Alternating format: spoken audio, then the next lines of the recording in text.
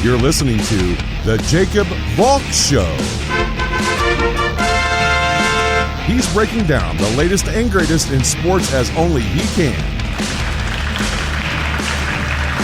Follow him on Twitter at RealJacobValk. Here he is,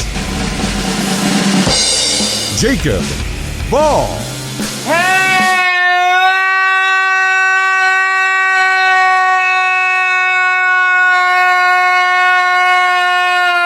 Hello, sports fans! Welcome to another edition of the Jacob Valk Show. I am Jacob Valk, and the March Madness title game was a blowout, so I get to start with the Jets moving on from Sam Darnold. They finally did it. The Great Plague has been lifted. One of the biggest busts in NFL history is off the team. The Jets can start over. They no longer need to deal with a quarterback who, without question, is one of the worst quarterbacks in the league. You can say that Sam Darnold has all the potential in the world. That's all well and good. He's got to realize it. He hasn't yet. I don't think he ever will. If there was even an iota of doubt in my mind that Sam Darnold wouldn't bust, regardless of what team he played for, I'd have gone on this show, slammed my fist on the table, and said, let's give Darnold another year. But Joe Douglas did the smart thing and traded him. This is a fantastic trade for the Jets. April 5th, 2021 will go down in history as one of the greatest days in Jets history. The Jets moved on from the bust that is Sam Darnold and cleared the way for Zach Wilson. Someone who I really think is gonna work out. Okay, I didn't feel that way about Geno Smith. I didn't feel that way about Sam Darnold. Coming out of WVU and USC, I didn't like them. I was never 100% sold on Geno. And I was never 100% sold on Darnold. I'll say this. I was more confident in Darnold than I ever was in Geno. But that never reached 100%. And the reality is, you should have 100% certainty in your quarterback. If you want to win in this league, you need to know beyond a shadow of a doubt, this is my guy. I do believe that Zach Wilson will work out. I think he has what it takes to be a great quarterback in this league. I also feel that way about Justin Fields. Trevor Lawrence is a pipe dream. He's going to the Jaguars.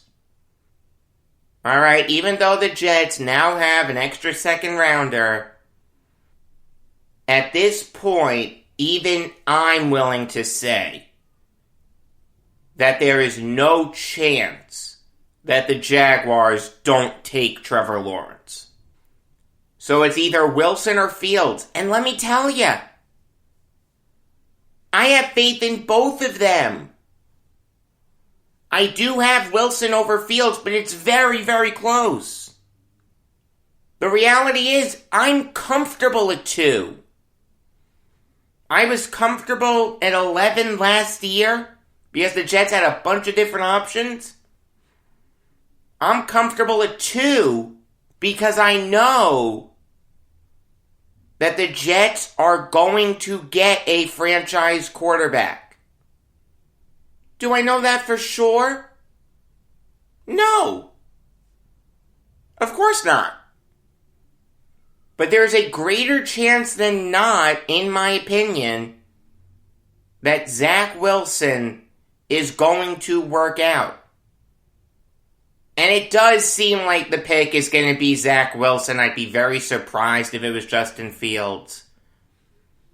All the reports you're getting are saying that the Jets are enamored with Wilson. He fits Mike LaFleur's offense the best. Is it possible that the pick is Justin Fields?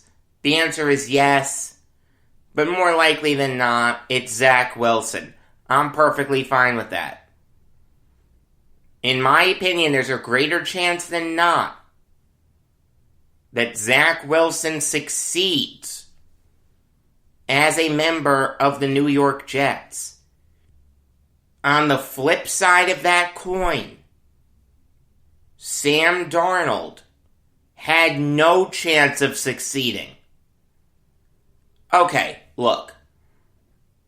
This is something that I've spoken about before. The idea of building around Sam Darnold. Giving him a 4th year. Giving him a 3rd head coach. A 3rd offensive coordinator. A 4th offensive play caller. And I'll say this, I understood the logic. I never begrudged anyone for having the mindset of giving Sam Darnold another year. But here's the thing. Sam Darnold had 3 years to prove that he was the guy. 3 years is an eternity in the NFL. In Patrick Mahomes' 3rd year, the Chiefs won the Super Bowl. In Josh Allen's 3rd year, he was getting MVP consideration. You knew by Deshaun Watson's 3rd year that this guy was going to be great. Forget all the lawsuits against him. Just strictly based on what he did on the field, you knew he was going to work out. Russell Wilson, by his 3rd year, had been to 2 Super Bowls. Sam Darnold never took that leap. He never got the Jets anywhere close to the playoffs. Sam Darnold had flashes of brilliance. There's no question about that. But that's all it was. Flashes, teases, little glimpses that deluded us Jets fans that have been searching for a franchise quarterback for years into thinking that this guy could be the savior. He was never able to put it all together. This guy regressed considerably in his 3rd year. Let me ask you a question. Did Sam Darnold ever put together a string of games last year that made you believe this guy could be the savior? Because I'll tell you, he never did that to me. Even the wins against the Rams and Browns, 2 playoff teams, he wasn't great. He was good against the Rams. Alright, I'll give him good. He was not good against the Browns. He completed just 50% of his passes and threw for under 200 yards. Do you know how many games last year Sam Darnold threw for over 200 yards? 4. Opening day against the Bills. The Broncos loss, which I'll get into in a second. The Rams win. And the loss to the Patriots, the last game of the season, where no one was watching. You know, it's kind of interesting. Joe Caporoso said that he could see that this was headed for a breakup after the Broncos loss. And that was something I never thought about. When was I 100% sure that the Jets would move on from Sam Darnold? And Adam Gase, for that matter. I don't know if I was ever 100% sure, to tell you the truth. Like, even entering yesterday, there was that sliver of doubt in my mind that said the Jets are going to keep Sam Darnold. You had Josh McCown saying that the Jets could keep Darnold and draft Wilson. Which I wouldn't have been opposed to, by the way. I don't want Zach Wilson to start week 1. I don't want him to be thrown to the Lions. If he earns it in training camp and he earns it in preseason, fine. But I don't want him to be gifted that. Sanchez started opening day. He failed. Geno started opening day. He failed. Darnold started opening day. He failed. Nothing would make me happier than to see the Jets sign Alex Smith, have him start a little bit, and then roll with Wilson. Do what the Giants did with Kurt Warner and Eli Manning. I will say this about the Broncos game, though. Before that game, I did think the Gase and Darnold pairing would work. I still had faith in Gase that he could turn Darnold around. Yes, stupid Jacob. I got Adam Gase wrong. I'll be the first person to tell you that. But I really thought going into that Broncos game on national television with Brett Rippon as the Broncos starter, there's no way that the Jets lose this game. And watching it unfold, it was gut punch after gut punch after gut punch. After that game, in my mind, the Jets train went from being on the right track to going 100 miles per hour in reverse. The reality is, Joe Douglas wanted to avoid a quarterback controversy.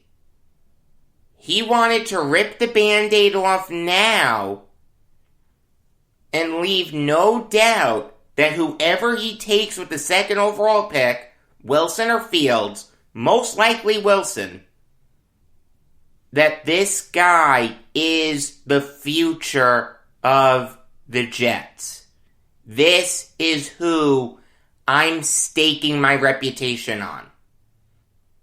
The reality is, if Zach Wilson fails, Joe Douglas is gone. This trade of Darnold and the eventual pick of Wilson are the two most consequential decisions that Joe Douglas will make. It doesn't matter how good the rest of the roster is. It's limited by subpar quarterback play. And the Jets still have a ton of holes. Alright, let me tell you, there are a lot of guys in free agency that I want the Jets to go after. Sign Austin Ritter and Mitchell Schwartz. If your point is that the offensive line was that bad, bring in 2 former Super Bowl winners. Move McGovern to right guard, cut Van Roten and Fant. Bring back Brian Poole. Reunite Robert Saleh with Richard Sherman. Sign Alex Smith. Sign Jadeveon Clowney, or Olivier Vernon, or Melvin Ingram. Hell, if you don't want Sherman, sign Darqueze Dennard. The Jets still have holes. The biggest question that I have for Joe Douglas is this. When is he going to go all in? The Panthers just went all in. They believe that Sam Darnold is a sizable improvement from Teddy Bridgewater, which I disagree with. Okay, I like Bridgewater. Is Bridgewater great? The answer is no. But you can put him out there on Sundays, and he won't embarrass himself. Alright, if Christian McCaffrey had stayed healthy, the Panthers win more.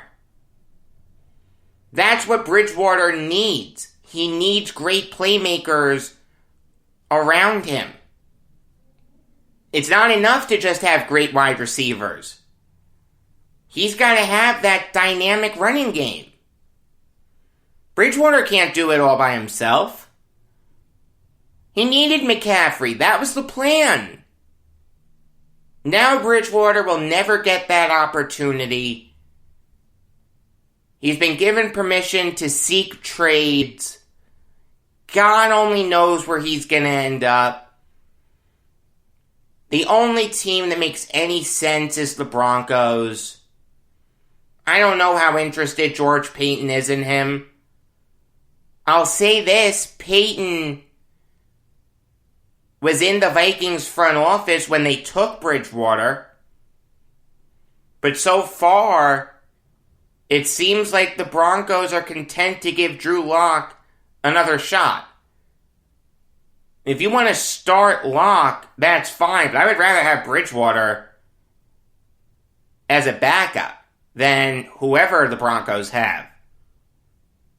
Alright, I'm very skeptical of Drew Lock. So wouldn't you want a guy in Bridgewater who can give you competent quarterback play? Who won't embarrass himself if he's called into action? The best landing spot for Bridgewater is Denver. But the Panthers are going all in. They have an extremely aggressive owner in David Tepper.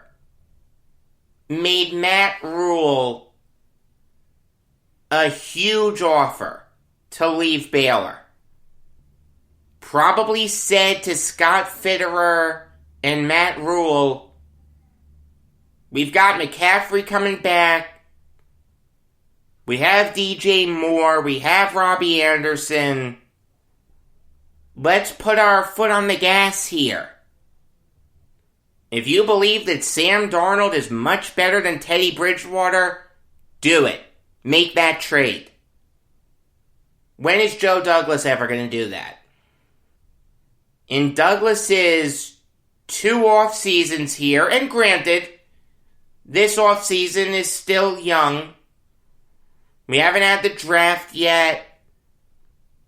There's still time for craziness. But have the Jets gotten exponentially better? Look, they've gotten better merely because they went 2-14 last year. It's next to impossible to be worse than that. But what is this team right now, win-wise? A 5-win team? What am I supposed to do with that? This roster still isn't good. This roster has a ton of holes. The one thing I know about Joe Douglas is that he's patient. He's methodical. He has a long-term vision for this team, and he's not deviating from it. I commend him for that. But I just want to know when you're going to put your foot on the gas. When are you going to say, enough's enough?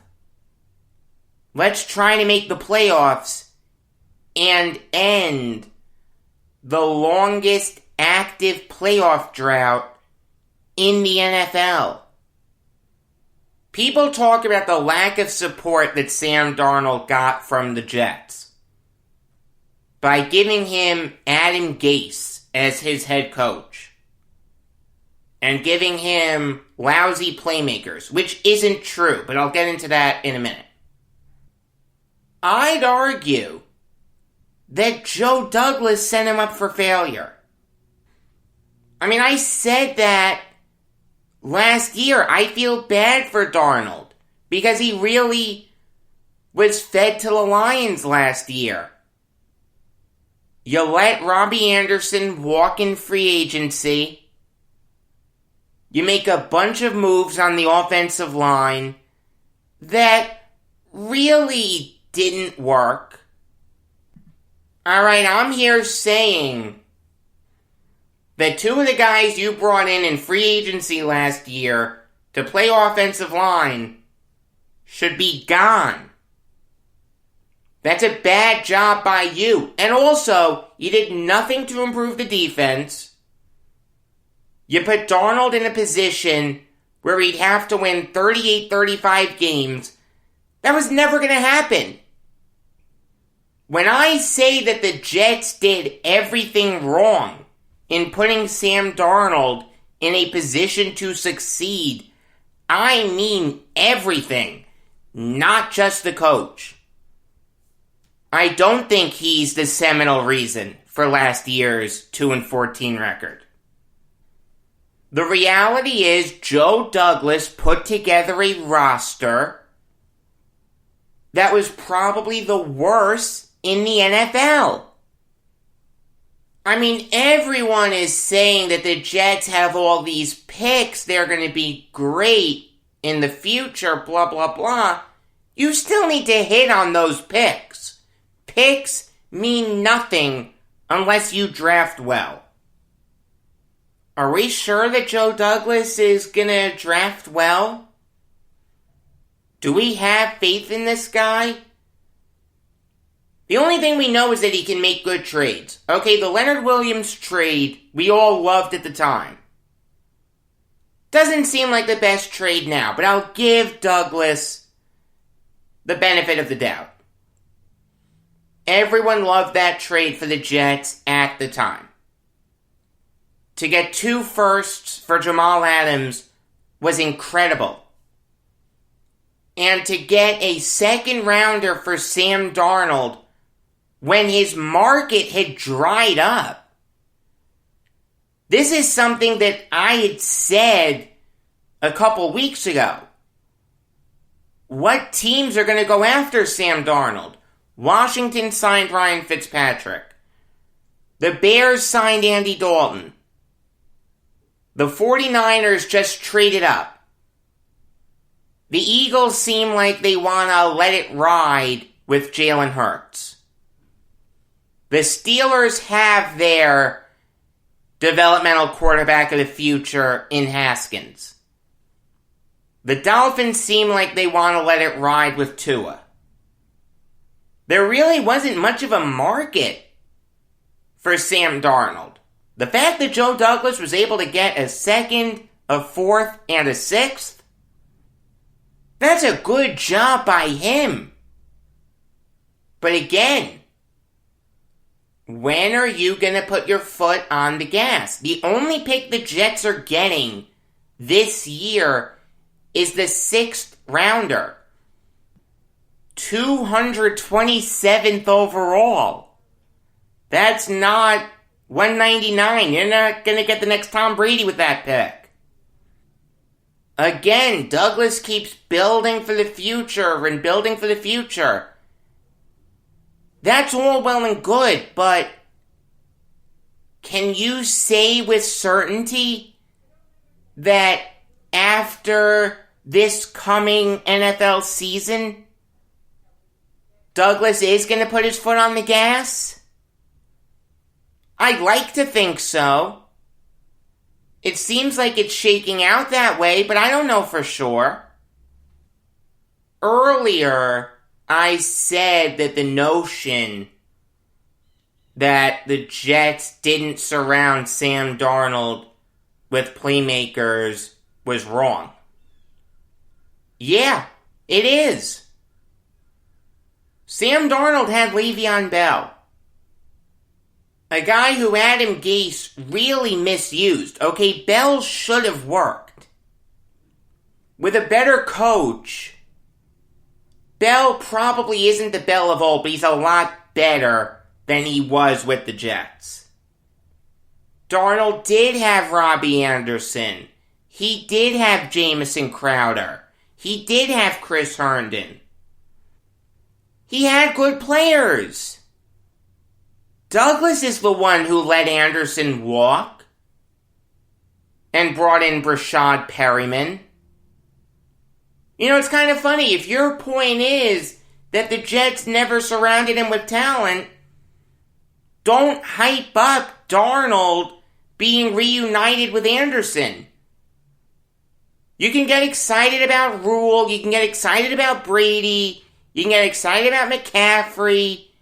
You can get excited about Moore. You can't get excited about Anderson.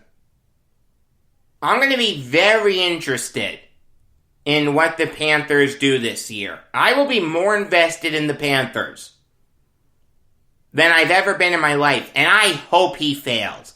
I hope the Panthers go 0-16. It's nothing against the Panthers. Alright, with Sam Darnold off the team, the Panthers can win the Super Bowl. Alright, that's fine. I don't care.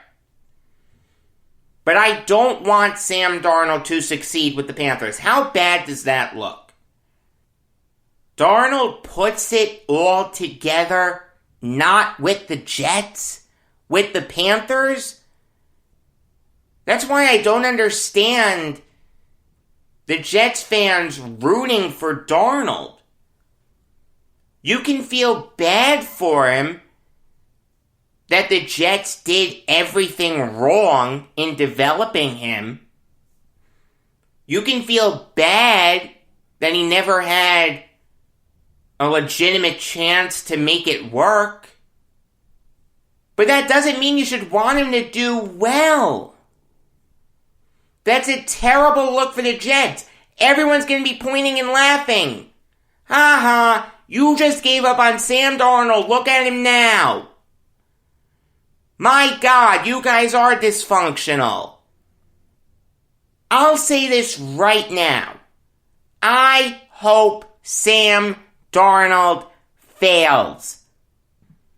I'm not saying that Sam Darnold shouldn't have a way to support him and his family. Maybe he can get into coaching. Let him go back to USC. Let him get his degree. And he can get a 9-to-5 job. That's fine. I have no problem with that. But in the NFL, I do not want Sam Darnold to succeed. Again, it's such a terrible look for the Jets. The nightmare scenario is that Sam Darnold works out with the Panthers and Zach Wilson busts. Oh my God. I just threw up in my mouth a little bit. Again, I don't think that's going to happen. And I'll even say this. If Darnold succeeds with the Panthers and Wilson succeeds, the success of Darnold is irrelevant. And at the end of the day, the Jets have Wilson, they don't have Darnold. He's in the NFC South, about as far away from the Jets as he can be.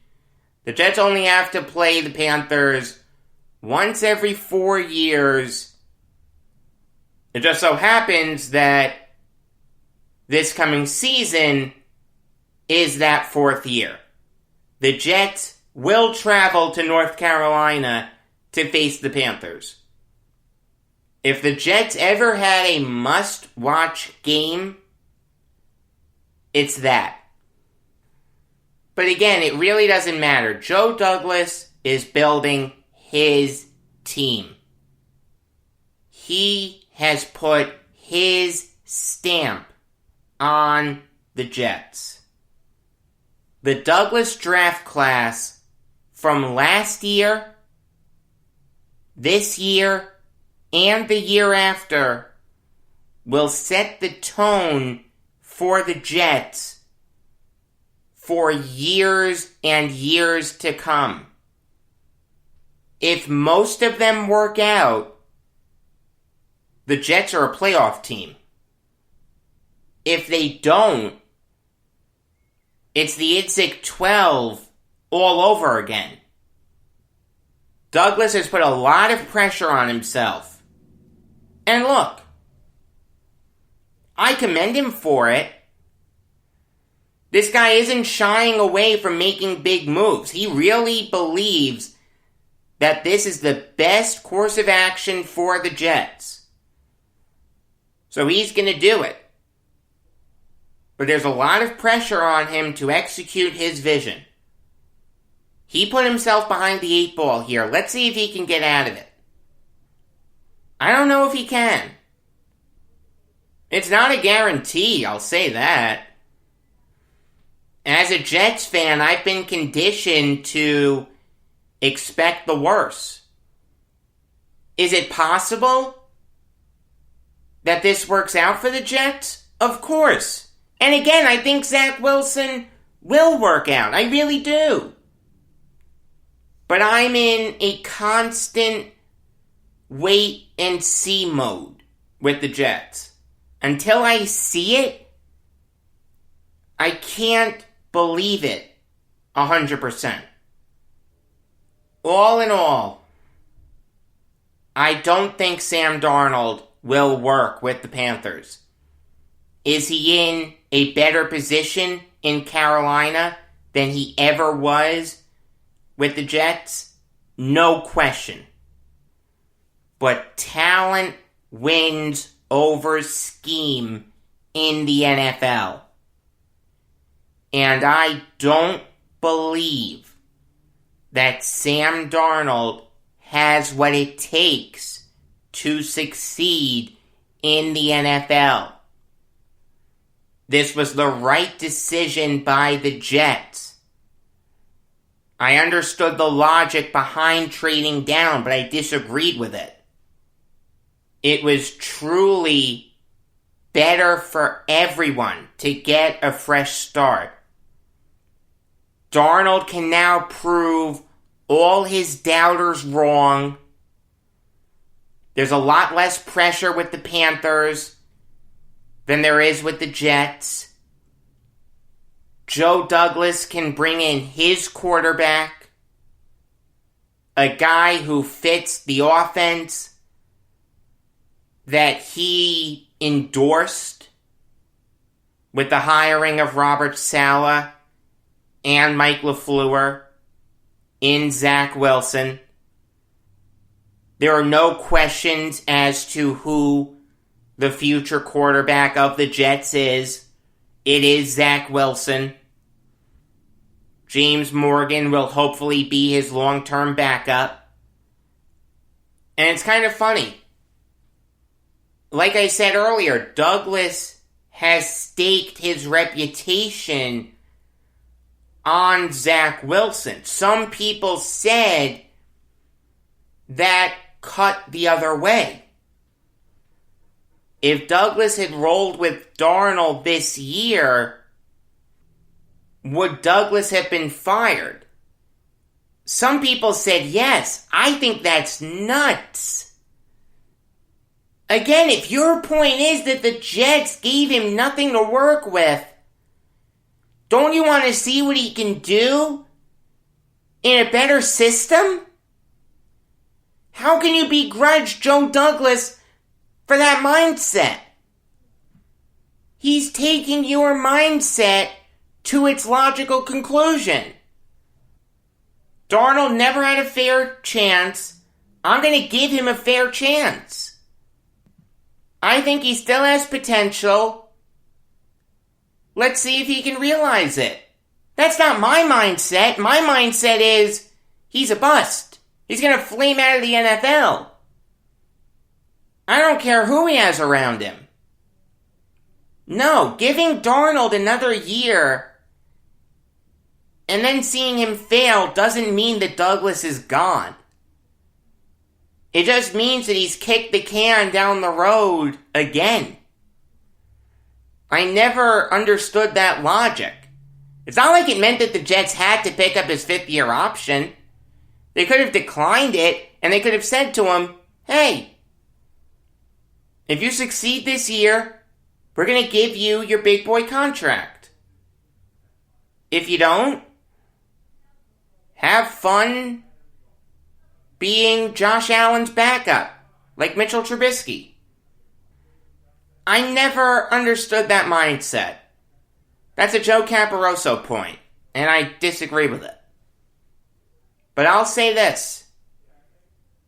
It's going to be very interesting to see what Douglas does next. Is he going to sign some combination of Ritter, Schwartz, Poole, Sherman, Denard, Smith, Clowney, Vernon, and Ingram? I hope he does. There's no question about that. Are the Jets done trading draft picks? Are they going to move up? Are they going to move down? Douglas has the ammunition to have some fun in the draft. I'll say this. If you take players out of the equation and just look at the picks themselves, there is no question that the Jets have the ammunition to move up one spot. I don't think it's going to happen, but it's at least theoretically possible. And one other thing that's worth mentioning, a lot of Jets went to bat for Darnold on Twitter. Mekhi Becton, LaMichael Pirine, some others. That tells me that Darnold was well liked in the locker room. He had the players' trust. That's interesting. Usually, if you lose a lot, the players turn on the quarterback. They don't think that you can lead a team. It's not always the case. Cough, cough, Deshaun Watson, again, excluding his lawsuits. That's another thing. How much did the Watson lawsuits impact this decision? Not necessarily to trade Darnold, but to draft Wilson. Because again, that's what it seems like is going to end up happening. If these allegations never surfaced, is Deshaun Watson a Jet by now? Or did Joe Douglas really believe in Zach Wilson all the way? We'll never know. But it is interesting that the players went to bat for him on Twitter. But I do think they'll gravitate to Zach Wilson the same way. I promise you, the trading of Darnold and the inevitable drafting of Wilson is what's in the best interest of the Jets. They are on the right track. Alright, now I'll give you some college basketball Valk talk. Yeah, it's time to talk about that really disappointing March Madness title game. You knew it probably wasn't going to be as good as UCLA Gonzaga, but you were hoping it would at least be comparable, at least be close. If you had no rooting interest in the game, you don't care who wins, just keep me entertained. That game was over about halfway through the first half. Gonzaga looked lifeless. They couldn't get anything going. That was the most discombobulated I've ever seen a team look in a March Madness title game. For goodness sake, they turned the ball over 14 times. Baylor had 19 points off those turnovers. They dominated the glass. They dominated defensively. It was a really embarrassing performance by the Bulldogs. For God's sake, they were down 19 at one point. They never led in this game. Never. If you blinked at the beginning of the game, you saw that they were down 9-0. The reality is, Gonzaga just looked gassed. Watching that game, you got the sense that the UCLA game took a lot out of them. Emotionally, physically, mentally, they just looked dead to the world in every facet. Meanwhile, Baylor had an easy win against Houston. They didn't exert a lot of energy. From the tip, they were the better team. They had active hands. They made it rain from three. They shot 44% from beyond the arc. Basically, everyone stepped up for Baylor. Jared Butler, the most outstanding player, dropped 22. Masio Teague dropped 19. Davion Mitchell dropped 15. Off the bench, Adam Flagler had 13. Mark Vidal had 11 rebounds. Yesterday was his best game of the tournament. I mean, I'll say this. I give Gonzaga credit for not keeling over and dying. They did keep the game close.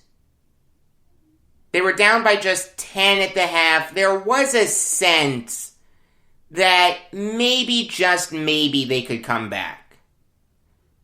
But then the second half, Baylor pulled away. Jalen Suggs did his best. He was putting the team on his back. He had 22 points. He wasn't getting a lot of help from Corey Kispert, I'll say that. Baylor smothered him. And Drew Timme didn't get a lot of touches for some weird reason. I understand he turned the ball over 5 times, but still, he's one of your best players. You can't just forget about him. You've got to involve him in some way, shape, or form.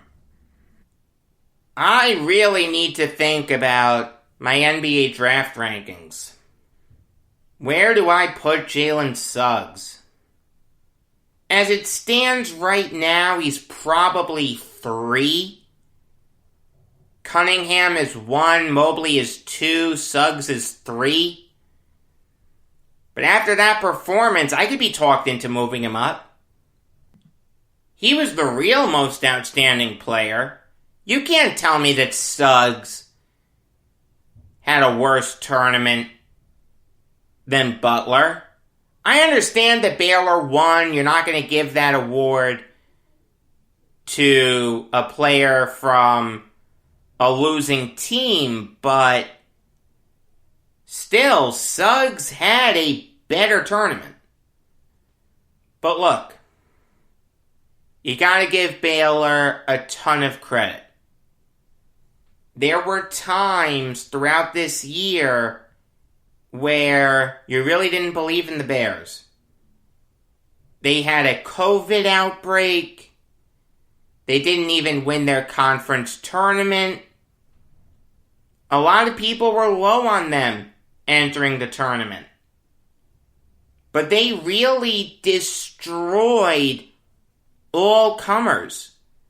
They embarrassed Hartford. They easily beat Wisconsin. They had a big second half comeback against Nova. They got out to a big lead against Arkansas. They didn't let the Razorbacks come back like they had in their other March Madness games. They embarrassed Houston. And they embarrassed Gonzaga. They did not have an easy road to get here. A lot of people were doubting Scott Drew. He'll never win the big one. Yeah, he'll get to the tournament, but Baylor won't make any noise. I'll say this. I'm really happy for him, his family, his program. It's very easy to get behind this Baylor team. They may have flown under the radar a little bit. Until they beat Arkansas, I feel like you really didn't take them seriously. But they proved the doubters wrong. They did the impossible. They beat Gonzaga. Gonzaga became the 3rd team in college basketball history to go undefeated only to lose in the national title game. The other 2 teams, the Larry Bird-led Sycamores and the Jerry Lucas and John Havlicek-led Buckeyes. Gonzaga has nothing to feel bad about. They had a great season. Don't let anyone take that away from you. You were the 2nd best team in college basketball this year. But Baylor was better. You gotta tip your cap to them. They had an incredible run. Moving on now to UNC hiring Hubert Davis as their next head coach. And look, I think Davis will do a good job. I mentioned him yesterday. Everyone loves him in North Carolina. He had a great career at UNC, came back as an assistant coach, won a national title. The year before, his team lost to Nova because of the epic Chris Jenkins shot. Hiring Davis isn't a bad move. The thing is, though, you just moved too fast. What did I say yesterday? Bubba Cunningham, the UNC athletic director, would have had people lining outside his office door and going all the way down Tobacco Road to interview for this job. He would have had 1 million people interested in that job. Instead, you don't hear about any interviews. You don't hear about them reaching out to, hypothetically, UCLA to gauge Mick Cronin's interest, to Villanova to gauge Jay Wright's interest, to Oral Roberts to gauge Paul Mills's interest, to Gonzaga to gauge Mark Few's interest. Hell, even Baylor gauged Scott Drew's interest. This is UNC we're talking about.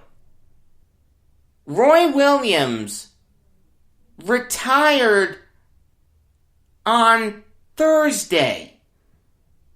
That Monday, you hire Hubert Davis. That's 4 days. How do you move that fast?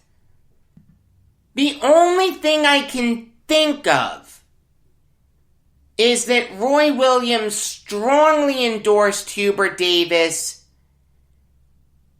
and Cunningham basically promised him that he'd hire Davis. But don't make that promise! If you want to hire Davis, that's all well and good. But you've got to gauge other people's interest. This is someone who's never been a head coach before, and now he has one of the most high-profile head coaching jobs in college basketball. Look, I don't want to kill Davis. Alright, I do think he'll do a good job. Roy Williams is a tough act to follow. But I don't think Davis will embarrass himself. I don't think he'll be Matt Dougherty. But you need to do a full search. You can't tell me that a head coach at a smaller school wouldn't have been a better hire. This is a bad move by UNC. They moved way too quickly. Take your time. Gauge the interests of other coaches. I promise you, there would have been some NBA coaches that would have been interested in this job. Again, I don't want to kill Hubert Davis. I like Davis. Had a really good career in the NBA. Former Net. He finished his career with them. No one remembers that. But you've got to conduct a full search. It's just that simple. Bad job by Bubba Cunningham. Moving on now to Texas Tech. Hiring Mark Adams as their head coach. And this I like. This makes sense. Texas Tech isn't UNC. They're not the draw that UNC is. The days of Bob Knight are long gone. So you probably weren't going to make a sexy hire. Instead, you promote an assistant coach who was around for the Chris Beard years. As we all know, Beard had a lot of success at Texas Tech. Nearly won the national title. So it makes sense to want to keep that continuity. I mean, I'll say this before I get into Adams. Beard really did a lot of people dirty at Texas Tech.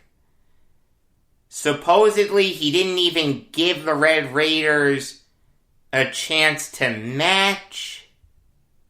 It's okay if you want to leave. The Longhorns are a bigger draw than the Red Raiders. And obviously, Chris Beard went to school there. But there's a right way to do it, though. Give Texas Tech the chance to match. You've got to do that the right way if you're going to leave Texas Tech for Texas. There is a rivalry there. Forget the fact that they play in the same state. They play in the same conference. That first game back in Lubbock, Beard is going to get booed up the wazoo. That's just tough. I mean, I understand why Red Raiders fans are upset at Beard. But I do think Adams will do a good job. He'll be able to keep the Beard system in place, which was so successful in Lubbock. He's from Texas. He went to Texas Tech. He's been a head coach all over the state. He knows the pressure that's going to come in coaching at Texas Tech. Even though the Red Raiders don't have the greatest winning tradition in the world, their fans are really passionate. As all Texas fans are. So I do think this move will work out. The Red Raiders made the best of a bad situation. That first game between Texas and Texas Tech will be very fun. Until tomorrow, I am Jacob Valk saying that I once scouted a pitcher who was so bad that when he came into a game, the ground crew dragged the warning track.